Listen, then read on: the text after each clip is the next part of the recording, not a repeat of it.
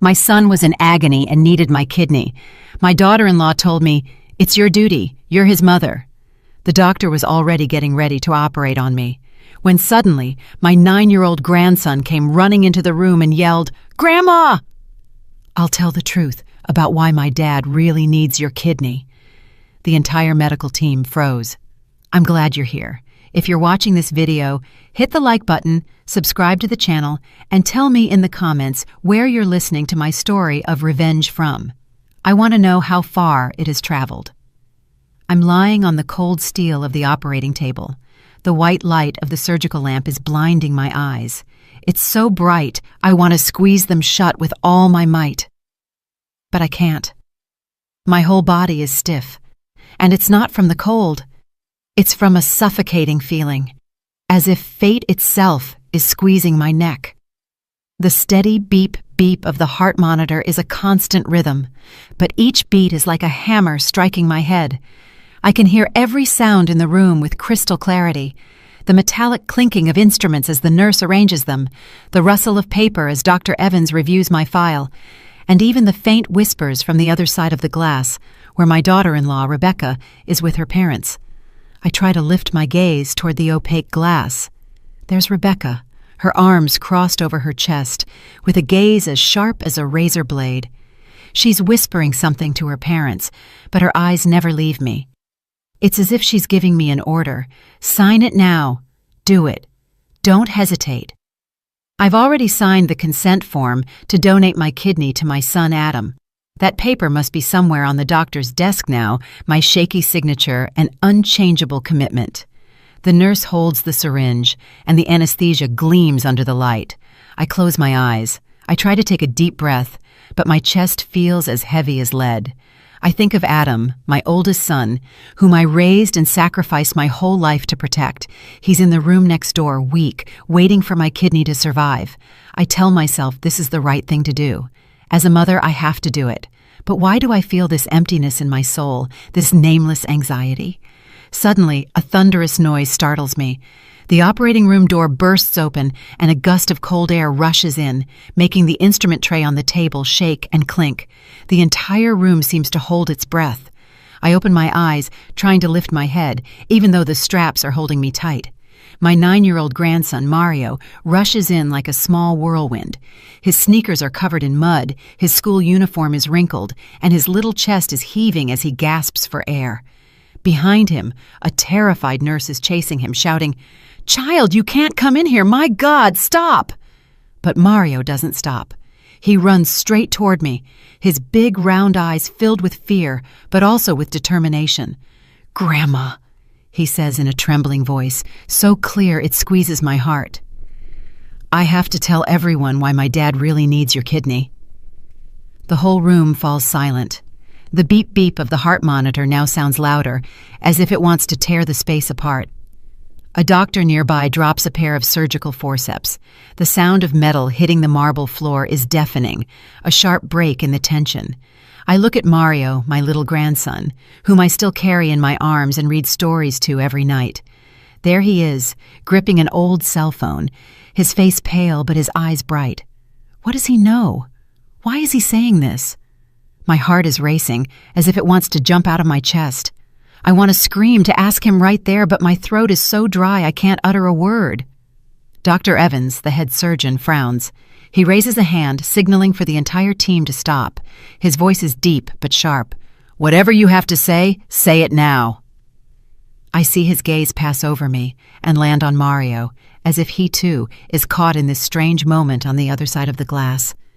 Rebecca bangs on the door, making the glass shudder. "Don't listen to him!" she shouts in a shrill, almost hysterical voice. "He's just a kid, you'll see." But Rebecca's look is no longer cold. It's trembling with panic, as if a secret is about to be revealed. Mario doesn't look at his mom. He only looks at me. Gripping the cell phone in his small hand so tightly, his knuckles turn white. He takes a deep breath, as if gathering all the courage in his life. I want to sit up, to hug him, to tell him not to be afraid. But I can't move. I can only look. And in my little grandson's eyes, I see a pain, a truth he's trying to bring to light. In that instant, as the whole room holds its breath, memories of the past flood my mind like an avalanche, of those days when I thought my family was a closed circle, full of love and trust. I remember my old house in Chicago, where every corner smelled of disinfectant, a scent I'd become so used to, I didn't even notice it. I'm 67 years old, but sometimes I feel much older, as if time stole my vitality a long time ago. My husband, Joe, has been bedridden for more than 10 years.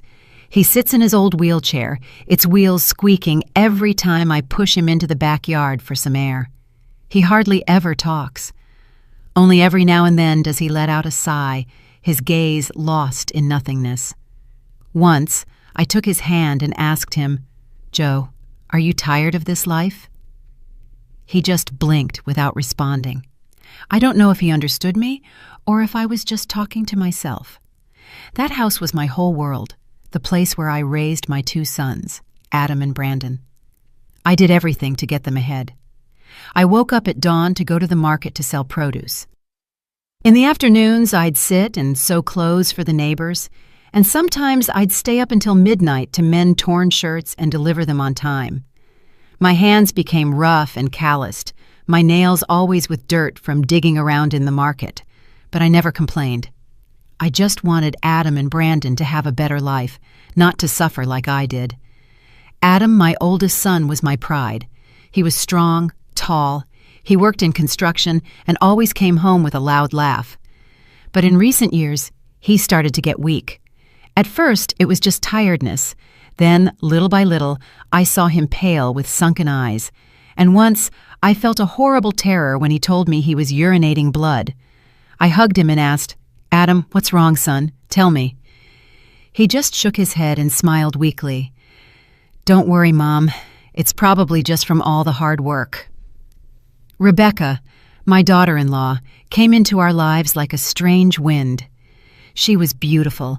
She spoke sweetly. And at first, I truly believed she was a blessing for Adam. She took care of him diligently. She brought medicine home, watched his meals, and reminded him to take his pills at the exact time. All the neighbors praised me. "You're so lucky, Mrs. Jones, to have such a good daughter-in-law." And I believed it too. Every time I saw Rebecca give a bowl of soup to Adam, I'd tell myself I was just worrying too much.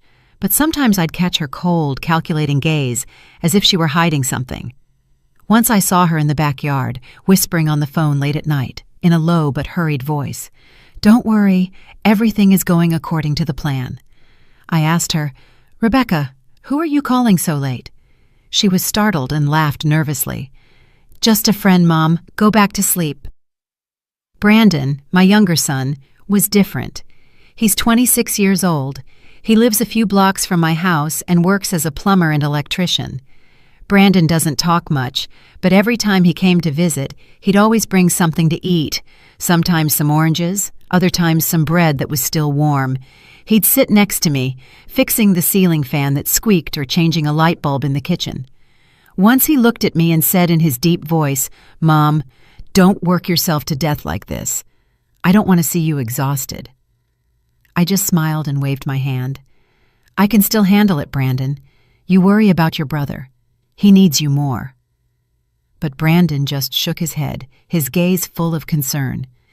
Mario, my little grandson, was my only joy in those heavy days. He's 9 years old and often came to my house with his little backpack on his back. Mario liked to sit in the backyard and play with some plastic cars I bought him at a flea market. He'd tell me stories, innocent tales that sometimes left me frozen. Once he looked at me with his round eyes and said, "Grandma, my mom talks on the phone at night. I heard her say something about some medicine, but I didn't understand." I smiled and ruffled his hair. "I'm sure she was just asking the doctor something for your dad. Don't think so much about it, my boy." But inside, a seed of unease was beginning to sprout. And then, one afternoon, everything changed. I was in the kitchen, preparing dinner. The smell of toasted rice was floating in the air when Rebecca came in. She didn't say hello. She didn't smile. She just stood there with her arms crossed. Her voice was sharp, like a knife slicing the air.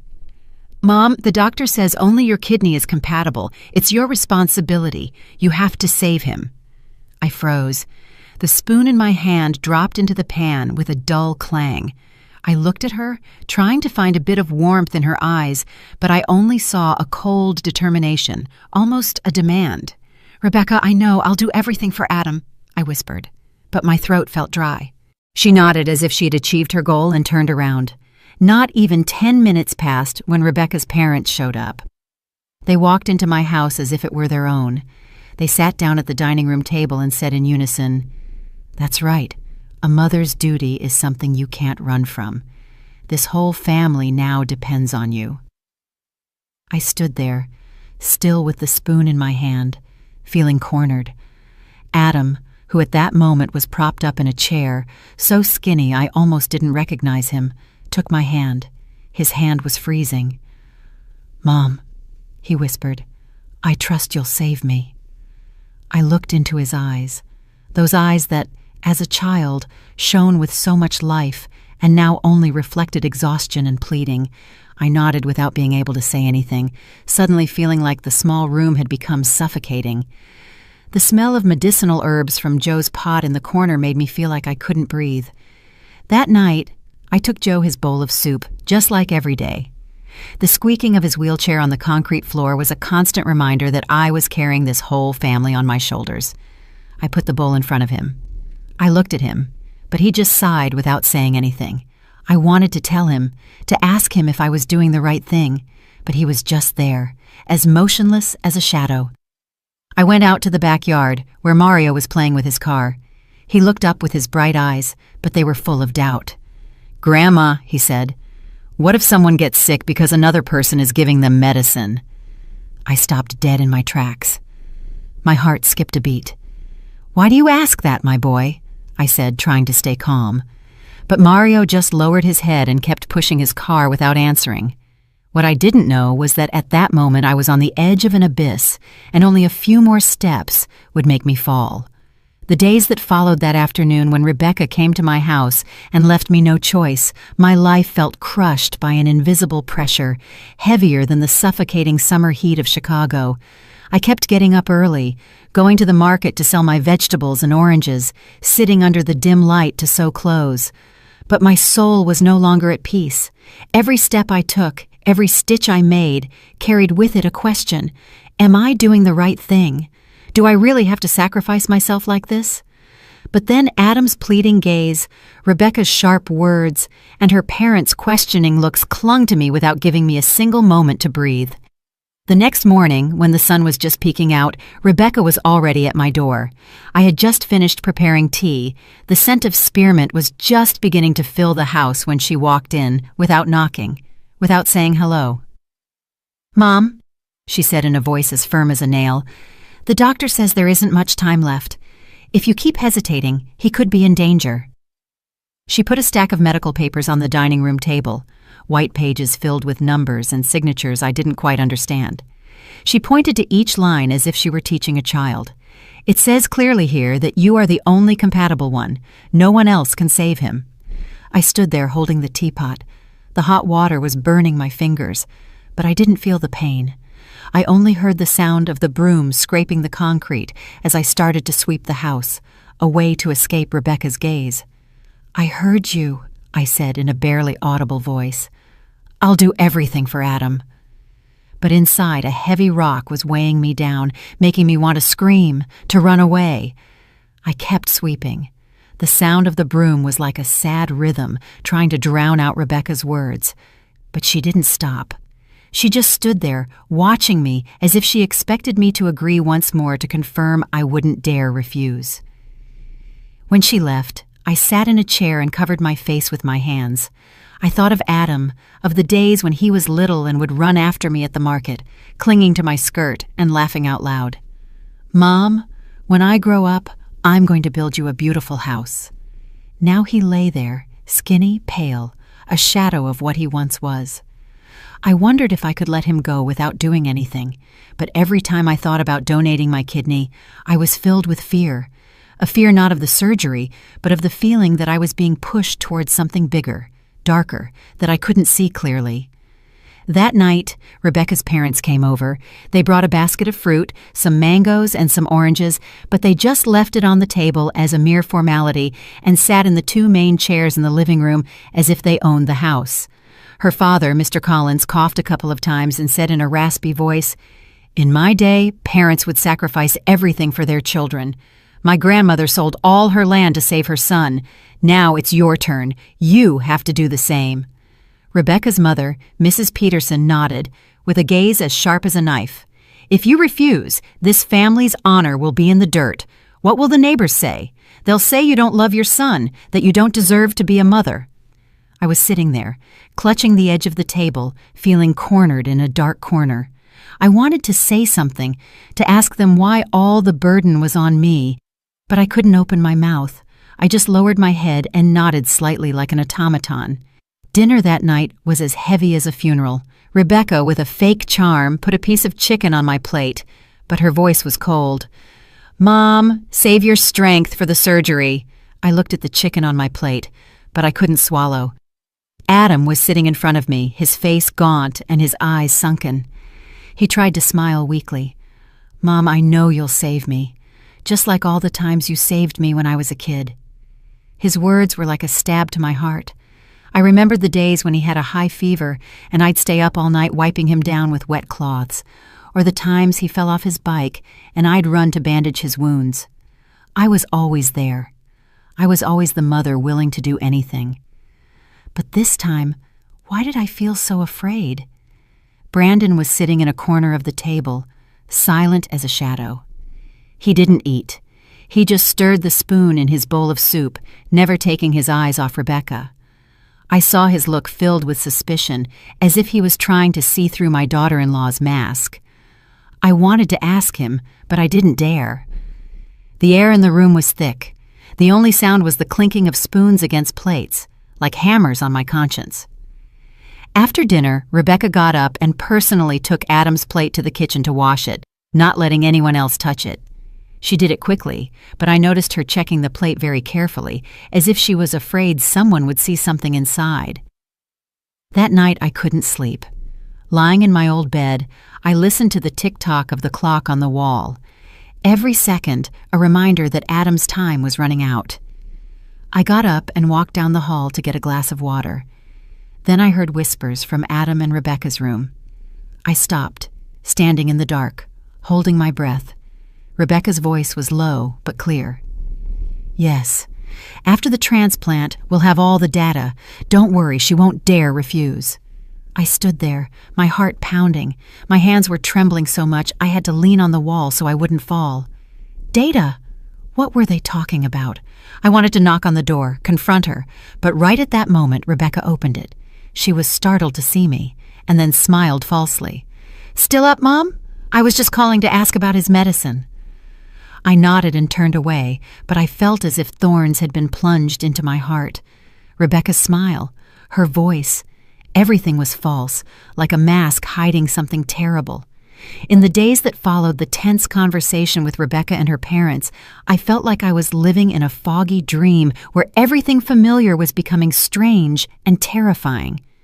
I continued with my daily tasks, going to the market to sell, sewing clothes, feeding my husband Joe, but every action was mechanical, soulless. My heart was heavy, as if a black cloud hung over my head, and Rebecca's words, Adam's pleading gaze, they spun in my mind without giving me a second of peace. But then, one afternoon, when Mario, my 9-year-old grandson, came over, the first crack appeared in the wall of trust I was trying to keep standing. Mario came in with his sneakers stained with mud and his little hands still sticky from art class paint. He left his old backpack in a corner, sat on the floor, and took out the plastic car I had bought him at the flea market last year. I looked at him trying to smile, but my mind was in a jumble. Mario had always been a little light in my dark days with his innocent stories and his crystalline laugh, but that day he didn't smile. He pushed the car back and forth on the floor with a lost look, and suddenly he lifted his head and stared at me. "Grandma," he said in a low but clear voice, "what if my dad isn't sick because of life, but because someone is giving him medicine on purpose?" I was startled as if I had been slapped. The spoon in my hand almost fell, but I managed to hold on to it, trembling. "Why do you say that, Mario?" I asked, trying to keep my voice calm, but my heart was pounding. I looked into his eyes, so clear but full of a worry that seemed too big for his age. Mario didn't answer right away. He lowered his head and kept playing with his car, but I saw him clench his hand as if he were holding something back. I wanted to hug him, to ask him more, but I only managed a nervous laugh. "You're thinking too much, my boy. Your dad is sick and the doctors are curing him." But my smile was forced, and Mario didn't return it. He just looked at me. He got up silently, took his backpack, and ran back to his house. Mario's question was like a stone thrown into a calm lake in my heart, creating ripples of doubt. I stayed there, in my small kitchen, looking at the vegetables on the table but unable to concentrate. I thought of Adam, of the bottles of pills Rebecca always brought, of how she controlled everything related to my son. I told myself I was probably imagining things. Rebecca was Adam's wife. She loved him. She wouldn't hurt him.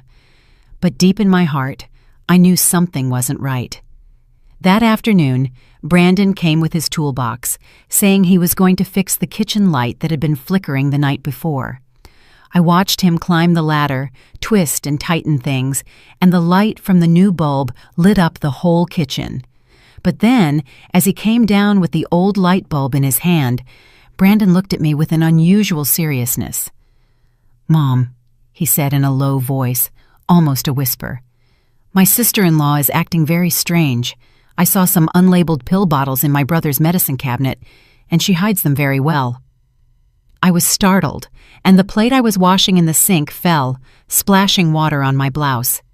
"What are you saying?" I asked, my voice choked. Brandon got off the ladder and stood in front of me, his eyes filled with concern.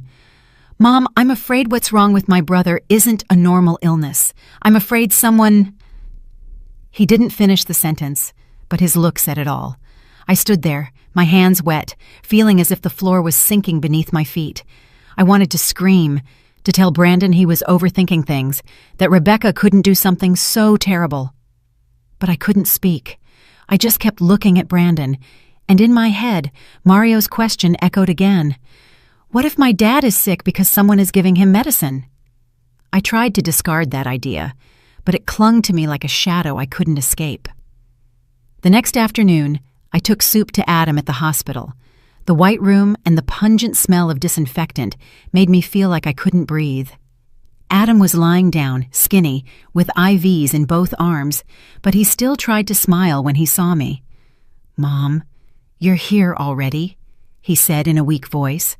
I put the bowl on the nightstand, and when I was about to give him the first spoonful, I saw Rebecca next to the bed holding a glass of water. She discreetly dropped a strange-colored pill into the glass. A movement so fast that if I hadn't been watching carefully, I wouldn't have noticed. When I came in, she was startled and spilled a little water on the floor. "What pill is that, Rebecca?" I asked, trying to sound calm. She smiled, but her smile was forced. "It's a supplement for his kidney. The doctor prescribed it." I nodded, but a chill ran down my spine. I couldn't stay calm. After Adam finished eating, I looked for the on-call doctor, a middle-aged man with thick glasses. "Doctor," I asked in a trembling voice, "did you prescribe any new kidney supplements for Adam?" He was surprised and checked the file. "No, we haven't prescribed anything new. The current medication is sufficient." His answer left me frozen. I stood in the hospital hallway listening to the announcements over the loudspeaker, but my mind was blank. Rebecca had lied. What was that pill? Why did she have to hide it? At sunset, Mario came to my house again. This time he didn't play with his car. He sat in a chair and took an old cell phone with a broken screen from his backpack. "Grandma," he said in a low but firm voice, "I want you to listen to this." He typed something and handed me the phone. A recording played. It was Rebecca's voice, whispering but clear. "After the transplant, the test results will be perfect. Don't worry. She won't dare refuse." I dropped the phone. My hands were shaking uncontrollably. I looked at Mario, my little grandson, and saw that his eyes were red, as if he was just as scared as I was. "I found it on my mom's old phone," he said in a choked voice. "I don't know what it is, but I thought you should know." I hugged Mario, trying to hold back the tears. "You're so brave, my boy," I whispered. But inside, everything was falling apart. Test results. What was Rebecca talking about? I thought of Adam, of the unlabeled bottles, of Brandon's suspicious look, of the strange-colored pill in the glass of water. They were loose pieces of a puzzle, but little by little they were fitting together, forming a picture I didn't dare look at directly. That night, I didn't sleep. I sat in my silent house, listening to the tick-tock of the clock. Every second, a reminder that Adam's time was running out. One morning I went to the hospital carrying an old plastic container with hot food. The smell of rice and stewed meat escaped from the edges. Adam's room was white, cold, and the smell of disinfectant was so strong I had a hard time breathing. I had gotten used to that environment, but that day I felt it pressing on my chest. Adam was lying there with sunken eyes and a pale face, but he still tried to smile when he saw me. "Mom, you're here so early," he said in a voice as weak as a sigh. I put the food on the nightstand and tried to smile, but a storm was raging inside me. The doubts of the previous days, Mario's question, Brandon's warning, all screamed in my head without giving me peace. Rebecca was already there, sitting next to Adam's bed, staring at the IV bag that dripped slowly. She didn't look at me. She didn't say hello. She just nodded silently, as if my presence was a given. On the nightstand, I noticed a small pill bottle with the cap ajar, half hidden under a crumpled paper napkin. The bottle had no label. It was just a white plastic container with some strange blue pills inside. I picked it up, trying to keep my voice firm. "What medicine is this, Rebecca?" She was startled. She almost jumped and snatched the bottle from my hands so fast that it made me step back. "They're just vitamins, Mom," she said with a smile as fake as cheap paint. "The doctor prescribed them to help his kidney." I nodded, but a chill ran down my spine. Rebecca's smile, the way she snatched the bottle from me. Everything was wrong, as if she were hiding a secret I wasn't supposed to know. I sat next to Adam and started to feed him, but my mind was somewhere else. I thought about the unlabeled bottle, about what Brandon had said about the strange medicines Rebecca was hiding. I thought about Mario, about his innocent but sharp question. What if my dad is sick because someone is giving him medicine? I wanted to ask Rebecca right there. I wanted to scream and demand the truth, but I was afraid that if I opened my mouth, everything would fall apart and I'd lose Adam forever. I looked at my son as he struggled to swallow each bite and told myself, "Mary, you have to calm down. You have to find out what's going on first." At noon, Brandon came to the hospital. He walked in with his hands still stained with grease from work and his old shirt worn out at the shoulders. He didn't say anything. He just sat silently in a corner, watching Rebecca, who was in the hallway talking to a nurse. When she left, Brandon came up to me and took a small plastic bag from his backpack. "Mom, I want you to see this," he whispered in a voice as tense as a guitar string. He showed me his phone. On the screen were some blurry photos, but clear enough to stop my heart. It was Rebecca in the hospital parking lot, discreetly taking a small bag from the trunk of her car and handing it to an unknown man. The man was wearing a black jacket and a cap that covered most of his face, but I could clearly see the bag of medicine in Rebecca's hand. "I took these photos yesterday," Brandon said in a trembling voice. "I followed her because I thought her behavior was very strange. Mom, I'm afraid she's doing something to my brother Adam." I was speechless, gripping the phone so tightly my knuckles turned white. The cold floor of the hospital seemed to absorb all the warmth from my body. "Brandon," I whispered, "are you sure? Did you hear what they were saying?" Brandon shook his head, his eyes red. I couldn't hear well, but I saw her give the bag to the man, and he handed her an envelope. "Mom, this isn't normal." I looked into Brandon's eyes. I saw the concern and the rage in them, and I knew he wasn't lying, but I still didn't want to believe it. Rebecca was Adam's wife. She had sworn to take care of him. How could she do something so terrible? That afternoon, when I returned home, Mario came again. He didn't run or play as usual. Instead, he sat silently in a chair, hugging his backpack. "Grandma," he said in a low but determined voice, "I want you to hear something." He took the old cell phone with the broken screen from his backpack and, trembling, played an audio file. Rebecca's voice echoed, whispered, but clear as a knife plunging into my heart. "After the transplant, the data will be complete. Don't worry, that old woman won't dare refuse. This result is worth 100 times more." I became rigid. I dropped the phone on the table, my hands shaking uncontrollably. I looked at Mario, my little grandson, and saw his eyes were red, his lips pressed together as if he was holding back tears. "I found it on my mom's old phone," he said in a choked voice. "I don't know what it is, but I thought you should know." I hugged Mario, feeling as if the whole world was collapsing at my feet. "You're so brave, Mario," I whispered, but my voice broke and tears rolled down my cheeks. I thought of Adam, of the unlabeled bottles, of Brandon's photos, of Mario's recording. They were loose pieces, but they were fitting together, painting a dark picture I didn't dare confront. What was Rebecca doing? What data? What results? And why did she say, "That old woman won't dare refuse"? I felt betrayed, not just by Rebecca, but by my own faith in family, in love. That night I didn't sleep. I sat in my silent house, listening to the sirens of an ambulance in the street, the red and blue lights flashing through the window like cuts in my soul. I thought of Adam, of how he was getting weaker every day, of the strange medicines, of Rebecca's calculating whispers.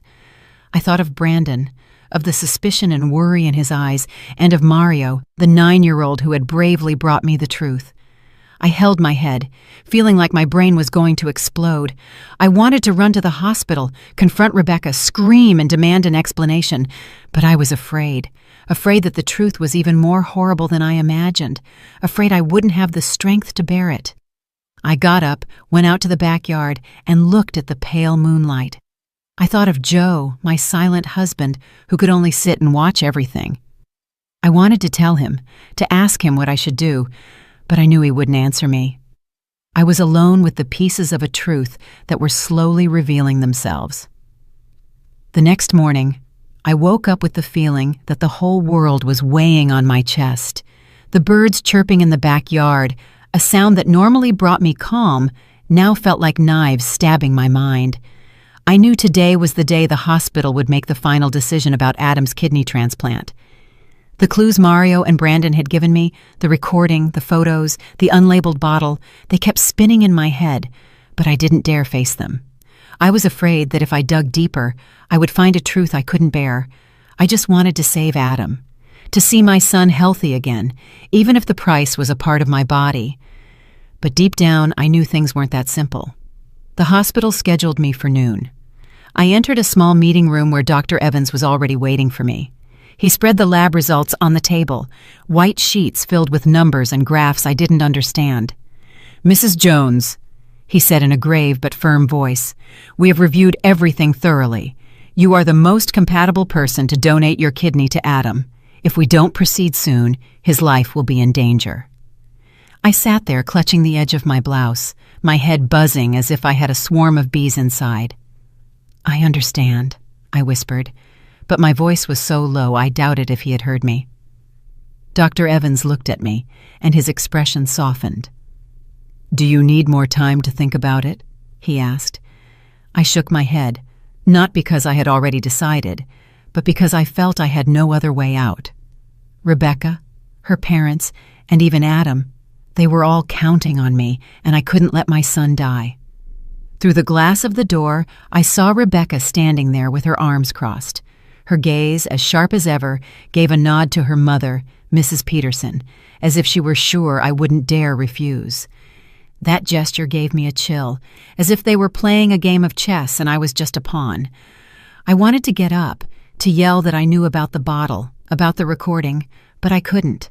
I just sat there, feeling trapped in an invisible cage with no escape. That evening, I gathered the whole family in my small house. The living room was crowded, the yellowish light of an old bulb reflected on the worn-out walls. I put a teapot on the table. The scent of spearmint couldn't disperse the heavy atmosphere. Rebecca's parents, Mr. Collins and Mrs. Peterson, sat in the center, occupying the two best chairs as if they were the owners. Rebecca sat next to them, her hands clasped, giving me a sidelong glance as if to make sure I wouldn't back out. Adam was lying on a sofa, his face pale and his breathing weak. Brandon was leaning against the wall, silent, but his eyes were red, as if he was holding back a fury about to explode. Mario was huddled in a corner, hugging his small backpack, his eyes filled with distress. I took a deep breath. My hands trembled as I set the teapot down. "I've made a decision," I said in a trembling voice, but trying to sound firm. "I'm going to donate my kidney to Adam." The room exploded like a bomb. Mrs. Peterson clapped and said in a shrill voice, "That's a real mother. I knew you wouldn't disappoint this family." Rebecca covered her face. Tears were streaming, but I saw how she clenched her fists as if she were acting in a play. "Oh, Mom," she said in a choked voice, "I knew you love him more than anyone. Thank you." Adam looked at me with eyes clouded by exhaustion, but he still managed to say, "Mom, I owe you my life." His words broke my heart like a dagger to the chest, but then Brandon jumped up and hit the table hard. The bang made the teacups vibrate. "No!" he yelled, his voice trembling with rage. "Mom, don't you see? You're sacrificing yourself for a wicked plan. She's using you, and she's using my brother Adam." The air in the room became thick. The only sound was the buzzing of a mosquito around the light bulb. Rebecca leaped to her feet and pointed at Brandon. "What are you saying? How dare you accuse me? I do everything for my husband." But Brandon didn't back down. He came closer, his gaze on fire. "Accuse you? And what about those unlabeled bottles and those midnight calls? Mom, you can't let them deceive you." I looked at Brandon, then at Rebecca, and finally at Adam. I wanted to say something, to ask Brandon to calm down, but I couldn't. I just looked away, feeling as if the whole world was coming down on me. That night I sat alone in my small room in front of the old wooden table. The oil lamp flickered. Its dim light illuminated the trembling words I was writing in my will. I wrote that the little house would go to Brandon and some of my few valuables to Mario. Every stroke was like a cut in my soul. I didn't know if I'd survive the operation, but I wanted to be prepared, to leave something for those I loved. Joe was sitting motionless in his wheelchair in a corner, watching me with his lifeless eyes. I saw his hand tremble, as if he wanted to say something but couldn't. I looked at him, and tears rolled down my cheeks. "Joe, I have to do it, right? I have to save Adam." He didn't answer. He just blinked, and 2 tears fell down his gaunt cheeks. I folded the will and put it at the bottom of an old wooden box, where I kept memories of my wedding. Outside, the rain poured, mixing with the sound of my own sobs. Early in the morning, when the sky was still dark and the fog clung to the little streets leading to the hospital, I was lying on a gurney in an ambulance. I was clutching a small fabric bag with a change of clothes and an embroidered handkerchief I'd had since my wedding day. The ambulance siren howled, but I no longer paid attention. The streetlights filtered through the window, blurred like my broken dreams. I closed my eyes and tried to breathe, but my chest felt heavy. Today was the day I would donate my kidney to Adam, my son. I had already decided. I had written my will. I had prepared myself mentally, but my heart was still in knots, as if I were entering a nightmare I couldn't wake up from. When the ambulance stopped, a nurse pushed the gurney down an endless hospital hallway. The screeching of the wheels on the tiled floor was like a hammer hitting my head. Rebecca was walking right behind me. Her steps were light but firm, like those of a guard. "Don't worry, Mom," she said in a low but sharp voice. "After the surgery, everything will be fine." I looked at her out of the corner of my eye and saw a flash of triumph in her eyes, as if she had already secured her victory. Her smile gave me a chill, not from cold, but from the feeling that I was being led into a plan where I was just a pawn without a will. At the reception, Rebecca's parents, Mr. Collins and Mrs. Peterson, were already there. They were dressed up. Mr. Collins in an old but well-ironed suit, and Mrs. Peterson in a bright red dress, as if they were coming to a big event and not to a surgery. They took Rebecca by the arm and greeted the doctors with an exaggerated friendliness, as if they had known each other all their lives. I heard Mrs. Peterson laugh loudly as she said to a young doctor, "Thank you for all your support, doctor. We won't forget this favor." I stood there, clutching my fabric bag, feeling like a stranger in my own story.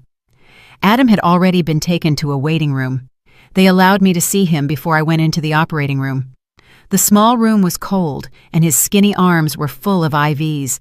His face was pale, his eyes sunken, but when he saw me, he tried to smile weakly. "Mom, thank you," he whispered, his voice broken by exhaustion. I took his hand. It was freezing, and I felt like crying. "Adam, I'll do everything to make you get better," I told him, but my voice trembled, as if I were trying to convince myself. I looked into my son's eyes. I saw an absolute trust in them and wondered, am I doing the right thing, or am I risking my life for something I don't fully understand? Suddenly, Brandon came running in with his hands still stained with grease from work. He was gasping. His shirt was soaked with sweat, as if he had run a long distance. "Mom, don't do it," he said, almost pleading as he grabbed me by the shoulders.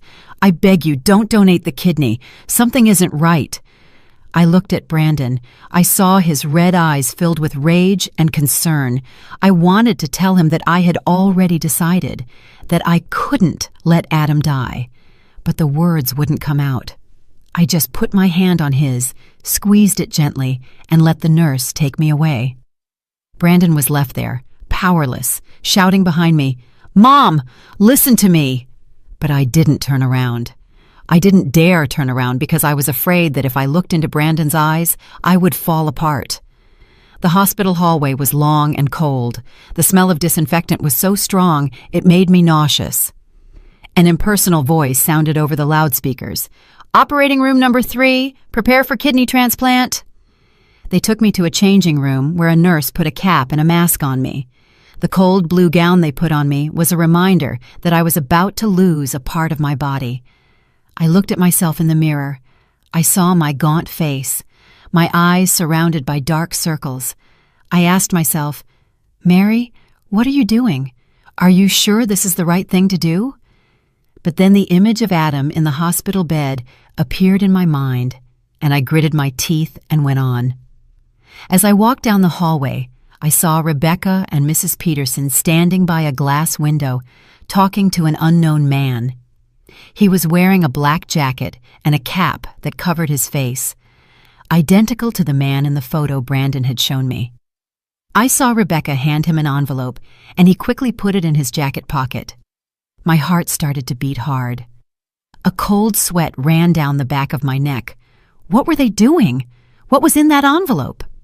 I wanted to stop, to scream and demand an answer, but the nurse took my arm and led me into the operating room.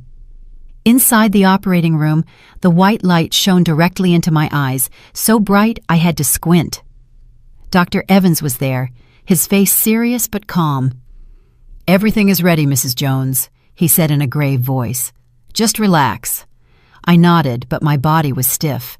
The nurse placed electrodes on my chest, and the heart monitor's beep-beep was constant, but each beat was like a warning. Rebecca appeared on the other side of the glass. She pressed her face against the window and made a sign to sign quickly toward the papers another nurse was holding. I took the pen, trembling. The ink ran on the paper. When I signed, I felt as if I were signing my own death sentence. I looked at my blurred signature. I thought of the will I had written the night before, of Brandon, of Mario, and I wondered, will this be the last time I'm conscious? Just as the doctor was getting ready to inject the anesthesia, my heart was beating furiously. A cold sweat was soaking my back. I closed my eyes. I tried to breathe, but images of Adam, Brandon, Mario, and Rebecca were spinning in my head. I thought of Mario's recording, of the unlabeled bottle, of Brandon's photo. I wanted to stop it all, but I couldn't. I had come too far. I had signed. I had entered this room. I could only lie there, waiting with a fear that was drowning my heart. But then, just as the nurse was about to inject the anesthesia, a crash made the whole room tremble. The door burst open. The screech of the hinges ripped the air. All the doctors and nurses were startled. Some turned around abruptly with panic in their eyes. Mario came in like a small whirlwind. His sneakers were still stained with mud. His school uniform was wrinkled, and his little chest was heaving as he gasped. He was tightly holding his old cell phone with the broken screen as if it were the most valuable thing in the world. A nurse ran after him, shouting desperately, "Child, you can't come in here! My God, stop!" But Mario didn't stop. He ran straight toward me, his big round eyes filled with fear, but burning with a determination I had never seen in a child. "Grandma," he said in a trembling voice, but so clear it froze everyone in the room. "I have to tell everyone why my dad really needs your kidney." His words were like a bomb that exploded in my head. I held my breath. My heart seemed to stop. The operating room fell into an absolute silence, broken only by the beep-beep of the heart monitor, which now sounded louder, as if it wanted to shatter the stillness. A nearby doctor dropped a pair of surgical forceps. The metallic sound against the marble floor was deafening, a sharp cut in the tense air. Dr. Evans, the head surgeon, raised a hand, signaling for the entire team to stop. He frowned, but his voice was calm and firm. "Let the boy speak. Whatever you have to say it now." I looked at Mario. I saw his little hand gripping the cell phone, his face pale, but his eyes bright, as if he were carrying the weight of the world on his shoulders. "Get out!" Through the glass, Rebecca banged on the door furiously, making the glass resound.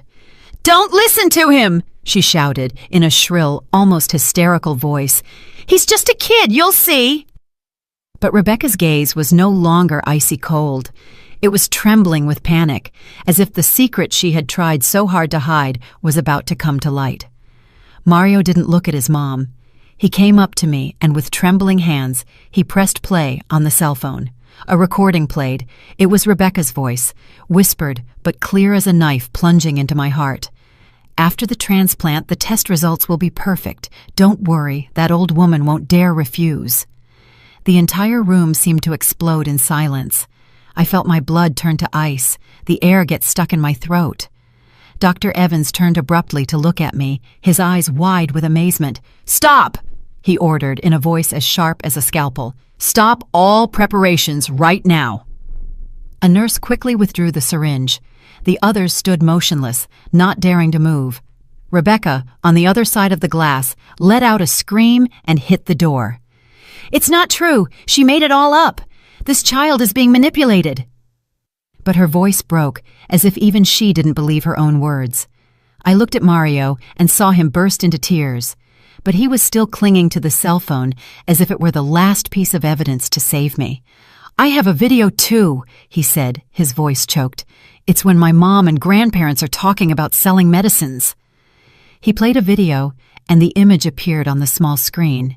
Rebecca and Mrs. Peterson in the parking lot, exchanging an envelope with the unknown man I had seen before. Mrs. Peterson's voice was heard.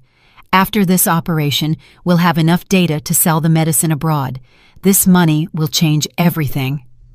I lay there, my vision blurred by tears, feeling a mix of horror and relief. Horror for the truth I had tried so hard to avoid, now exposed before everyone, and relief because I finally no longer had to lie to myself. Brandon burst in from the hallway, his face red with anger. "Enough!" he shouted, throwing himself against the glass door to face Rebecca. "You poisoned him! You thought we were all blind?" Before anyone could react, Brandon raised his hand and slapped Rebecca. The dry sound echoed down the hallway, making Mrs. Peterson scream. "How dare you hit my daughter!" But Brandon didn't stop. He pointed at Rebecca, his voice trembling with rage. "What medicines have you been giving him? What did you do to my brother Adam?" Rebecca put a hand to her cheek. Tears were streaming down her face, but in her eyes I saw no regret, only the panic of someone who has been discovered. "You're crazy!" she yelled, turning to Dr. Evans. "Don't listen to them! They're slandering me!" But Dr. Evans didn't answer. He turned pale and addressed a nurse. "This is no longer a surgery. It's a crime scene. Call the police now." A nurse ran out while the others stood there, looking at each other in confusion. I lay there, feeling the world crumble.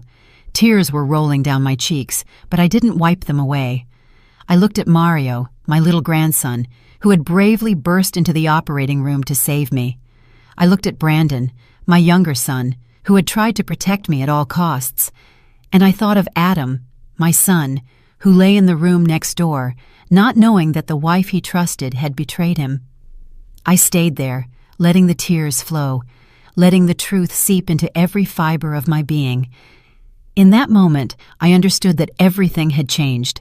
The truth had burst out like a door being knocked down, and nothing could hide it now. The operating room, which had been cold and silent before, had become a chaotic battlefield. The confused nurses looked at each other, not knowing what to do. Dr. Evans frowned.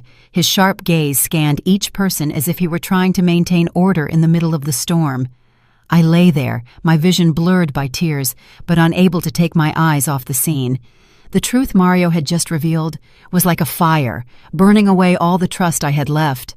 Rebecca, after Brandon's slap, clutched her cheek and yelled in a shrill voice, "How dare you hit me? I do everything for my husband!" Tears were running down her face, but I could clearly see the panic in her eyes. It wasn't the pain of a wife unjustly accused, but the fear of someone who has been discovered. She turned to her parents, grabbing Mrs. Peterson's blouse, her voice choked. "I didn't do anything wrong. I just wanted to save Adam. Dad, Mom, say something." But Mr. Collins and Mrs. Peterson just stood there, their faces pale, unable to say a word. Mrs. Peterson, usually so cunning and bossy, was now just clenching her hands, biting her lips to hold back a tremor. Suddenly, Mrs. Peterson hit the floor with her cane. The dry sound of the wood against the tile echoed, and she pointed directly at me. "You dared to manipulate your grandson into making up lies about me, you evil old woman!" Her words were like a stab to my heart. I wanted to scream, to tell her that I hadn't manipulated anyone, that it was her daughter who had betrayed my family. But I had a lump in my throat and couldn't speak. I just stood there, looking at her, feeling cornered in a dark place where all my years of sacrifice were being trampled. Mr. Collins, Rebecca's father, whispered discreetly to a doctor he knew who was nearby, in a low but hurried voice, "Please, continue with the surgery. We'll take care of everything. We just need this to be over." He slipped an envelope into the doctor's hand, but Dr. Evans came over immediately with a voice as cold as ice. "The law decides here, not money." He snatched the envelope, threw it on the floor, and ordered a nurse. "Close the doors. No one leaves. I'm going to inform the hospital management right now." The sound of his footsteps was firm, like a declaration that everything had gotten out of control. Brandon, from the hallway, burst into the operating room, ignoring a nurse's attempts to stop him. He grabbed me by the shoulders, his eyes red, and shouted, "Mom, don't donate the kidney. It's all their plan. She poisoned my brother. Don't you see, Adam?" Brandon's voice trembled, full of rage and pain. I looked into his eyes and saw the desperation of a son trying to protect his mother. I wanted to say something, to comfort him, but I couldn't. I just stood there, feeling the world crumble beneath my feet. From the preparation room next door, Adam's weak and confused voice was heard. "What's going on? Why are they arguing?" He tried to sit up, breathing with difficulty. The IVs in his arm trembled with the movement. I heard my son's voice, and my heart broke into 1,000 pieces. Adam knew nothing. He didn't know that the wife he loved, the one he trusted, had dragged the whole family into a dark conspiracy. I wanted to run to him, hug him, and tell him everything would be all right, but I couldn't move. I only lay there with tears streaming, feeling torn between my love for Adam and the horrible truth that had just come to light. Mario, standing beside me, broke into a fit of sobbing, but he still lifted the cell phone and said in a choked voice, "I have another video. This is when my mom gives the medicines to my grandparents." He played the video, and the image appeared on the small screen. Rebecca and Mrs. Peterson in the parking lot making the exchange with the unknown man. Mrs. Peterson's voice was heard, clear and cold. If the transplant is a success, we can sell the medicine abroad. With that money, we can launder all the dirty profits. The entire room fell silent. A nurse covered her mouth, her eyes wide with horror. Dr. Evans was frozen, gripping the file as if to contain his rage. Rebecca, in a panic, lunged to snatch the cell phone from Mario, trying to throw it to the floor. "No, that's fake!" she yelled, her voice broken. But Brandon was faster. He grabbed the phone from her and pushed Rebecca, who fell to the floor. One of her high heels flew off, bouncing on the floor with a dry sound, like the final period on the farce she had orchestrated. "Shut your mouth!" Brandon yelled, his face red with fury. "You think you can fool everyone? What did you do to my brother Adam?" Rebecca was sitting on the floor, her hair a mess, but her gaze still had a flash of stubbornness. "I didn't do anything. You're slandering me." Hospital security appeared. 2 men in uniform entered with serious expressions. They approached Rebecca, Mr. Collins, and Mrs. Peterson, not giving them time to react.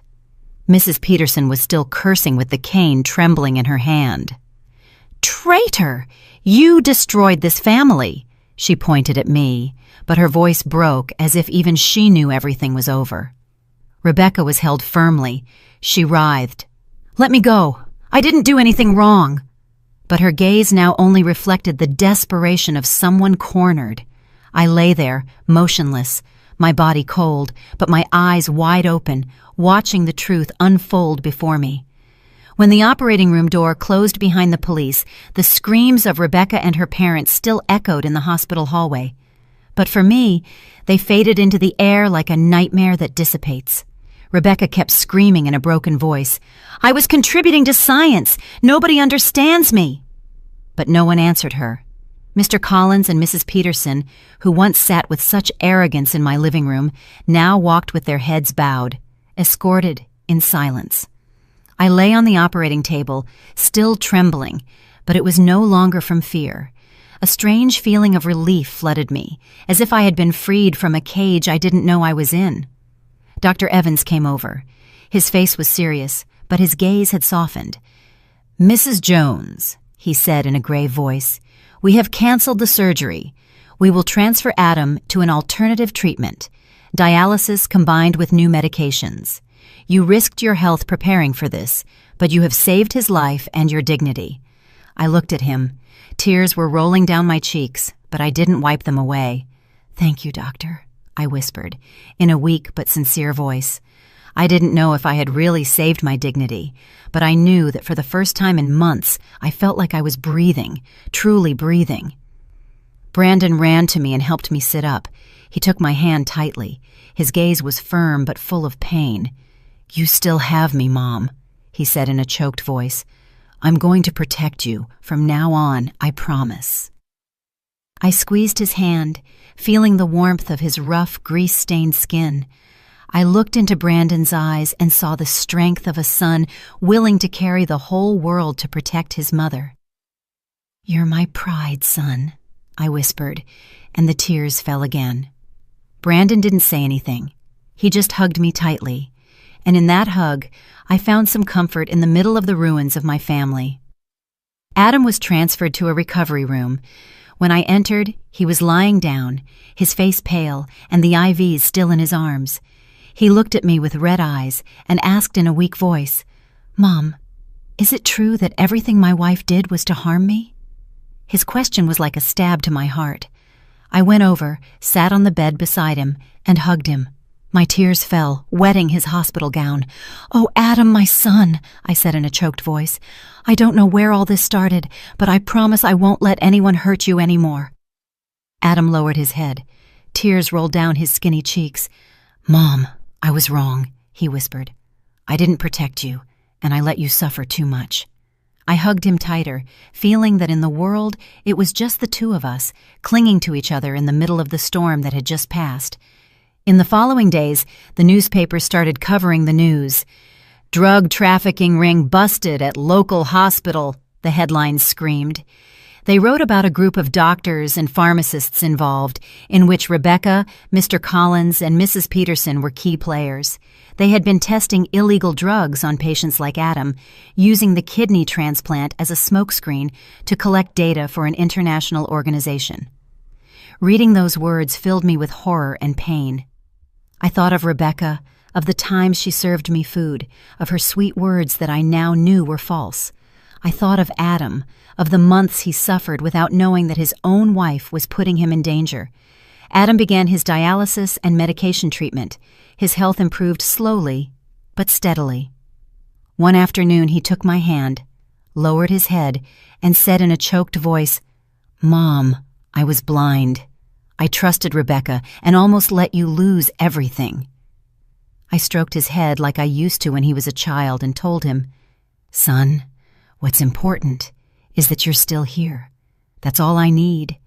But in my heart, a scar had formed, not just from Rebecca's betrayal, but because I had let myself be led to the brink between life and death without asking questions. I went back to my little house where Joe was still motionless in his wheelchair. I sat beside him and told him everything, from Mario's recording to the scene of Rebecca being handcuffed. I don't know if he understood everything, but when I finished talking, I saw him blink and 2 tears rolled down his gaunt cheeks. I took his hand, squeezed it, and for the first time in years, I felt a small response from him, a weak squeeze, as if he were trying to tell me he understood. I burst into tears, not from pain, but because I knew that despite everything, I still had him. I still had my family. Mario became the little hero of the neighborhood. The day he came home, he ran to me, hugged me around the neck, and whispered, "Grandma, I'm sorry I took so long to speak up, but at least I got there in time to save you." I laughed through my tears, hugging the boy, feeling the warmth of his small body. "You're the bravest person I know," I said, ruffling his hair. Mario smiled, the first smile I had seen from him in days. I looked into his eyes and saw that his innocence was still there, although it was stained by what he had had to witness. I promised myself I would protect Mario, give him a childhood that no one could steal from him. The last night, I sat in my small room under the flickering light of the oil lamp. I opened my old diary and wrote the last lines. Blood doesn't always make you family. Sometimes it's the truth that shows you who really deserves to be called that. I lost a lot, but I found myself. I closed the diary, put down the pen, and listened to the rain hitting the backyard roof. I felt a strange calm, as if the storm had passed, leaving a clear sky. I looked out the window. I saw the pale moonlight illuminating the backyard, and I knew that even if the road ahead was long, I would never again let myself be blinded. I had regained my own strength, and that was the most valuable thing no one could take from me. The story you've just heard has been changed in names and places to protect the identity of the people involved. We are not telling this to judge, but with the hope that someone listens and stops to reflect. How many mothers are suffering in silence inside their own homes? I truly wonder, if you were in my place, what would you do? Would you choose to be silent to keep the peace? Or would you dare to face everything to reclaim your voice? I want to know your opinion because every story is like a candle that can light the way for someone else. God always blesses, and I am convinced that courage leads us to better days. Meanwhile, on the final screen, I leave you with 2 of the channel's most beloved stories. I'm sure they will surprise you. Thanks for staying with me until this moment.